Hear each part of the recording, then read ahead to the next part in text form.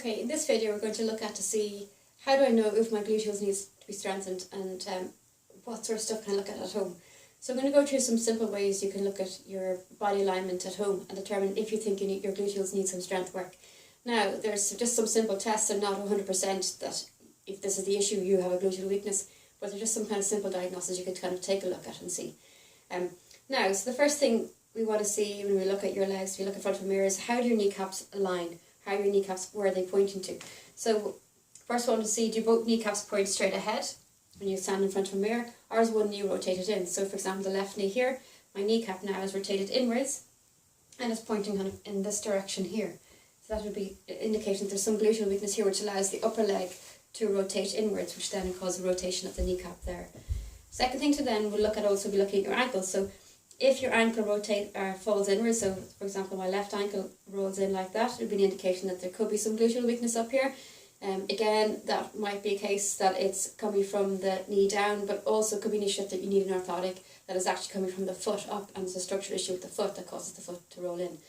So to see if that is the case, then take a look at the knee that's rotated in, or take a look at the ankle that's rotated in, and squeeze your bum quite tight together, and notice, does the knee rotate back out into more of a neutral position, forcing forward, or does it maintain fully inward?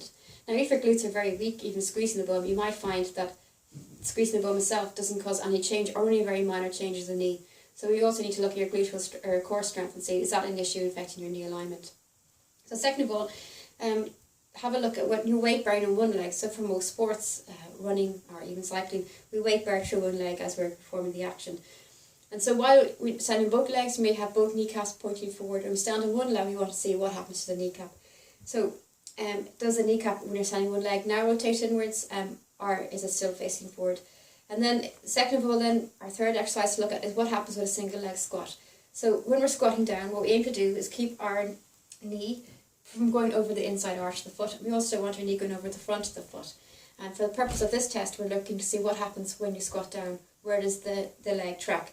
So when we squat down, I'm just using the door for balance because it's more about a tracking than balance issue. So as I squat down, I'm looking to see, does the kneecap stay out here over the arch of the foot, or is it drifting inwards here? So do both thighs kind of come in together? It's coming across the midline of my body, it's not staying out here. So that's what I'm looking at, the knee alignment here.